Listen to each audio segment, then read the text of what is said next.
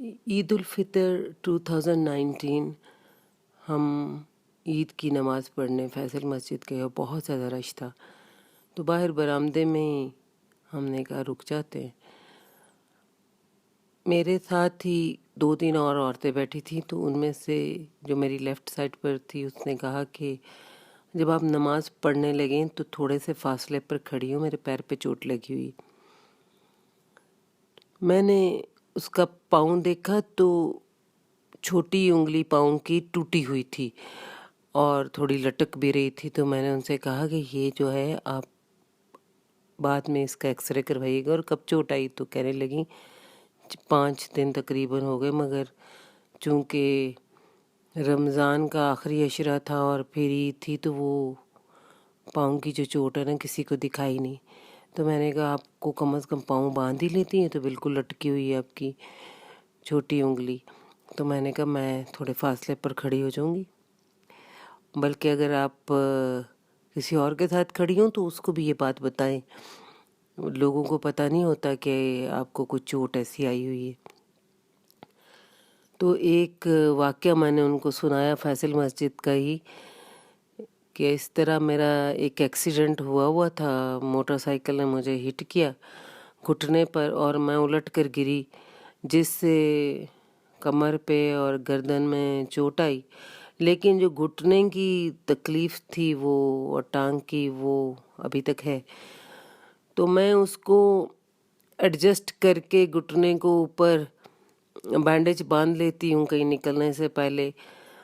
تو موراکو کے ایک عالم نے جمعہ پڑھانا تھا، تو ہم بہت ایکسائٹڈ تھے، ہم نے کہا ان کے ساتھ جمعہ پڑھیں گے۔ اس دن بھی بہت رش تھا فیصل مسجد میں، تو میں نے سب سے آخری صف میں اینڈ میں جگہ جو تھی وہاں کھڑی ہوئی کہ میری رائٹ سائڈ پہ کوئی بھی نہ ہو، اور اپنی ٹانگ کو اس طرح ایڈجسٹ کیا کہ مجھے کھڑے ہونے میں آسانی ہو۔ جو ہی اللہ اکبر ہوا اور نماز شروع ہوئی تو ایک خاتون پتلی سی گرے کلر کا برقع پہنا ہوا، اس نے تیزی سے آئیں اور وہ کسی کا ہاتھ ٹھیک کرا رہی تھیں اور کسی کا پوسچر پیچھے کمر سیدھا کرا رہی تھیں اور کسی کو لائن میں۔ مجھے یہ کیسے پتہ چلا کہ جب جو ہی انہوں نے میری ٹانگ کو اٹھا کر، چونکہ ان کو لگا کہ یہ بہت زیادہ پاؤں کھلے ہوئے ہیں، تو وہ میری پوزیشن کو ٹھیک کیا تو وہ جو میرا گھٹنا تھا وہ ہل گیا اور شدید درد کے ساتھ میں الٹ کے ہی بیٹھ گئی۔ یہ ایک مثال ہے جس سے اندازہ ہوتا ہے کہ مسلمانوں کے درمیان آج کل نماز کا کیا حال ہے۔ نماز کا بلا شبہ ایک ڈھانچہ ہے، مگر نماز کی اصل حقیقت اس کی اندرونی اسپرٹ ہے، اور یہ اندرونی اسپرٹ خشوع ہے۔ حتیٰ کہ اگر کسی کی نماز میں ظاہری ڈھانچہ ہو مگر اس میں خشوع کی کیفیت نہ پائی جائے تو ایسی نماز حدیث کے مطابق نماز ہی نہیں۔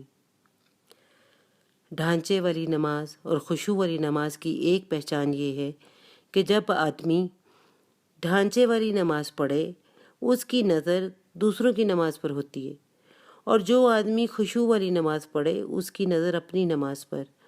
پہلی قسم کا آدمی دوسروں کی نماز میں ٹیکنیکل خامی نکال کر ان کے خلاف تقریر کرے گا، اور دوسری قسم کا آدمی خود اپنی نماز کی کمیوں کو سوچ کر چپ رہے گا۔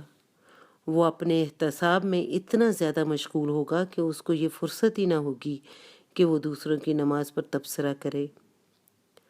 نماز اللہ کی یاد کا نام ہے، اور اللہ کی یاد کسی آدمی کے اندر جو کیفیت پیدا کرتی ہے اسی کو خشوع کہا جاتا ہے۔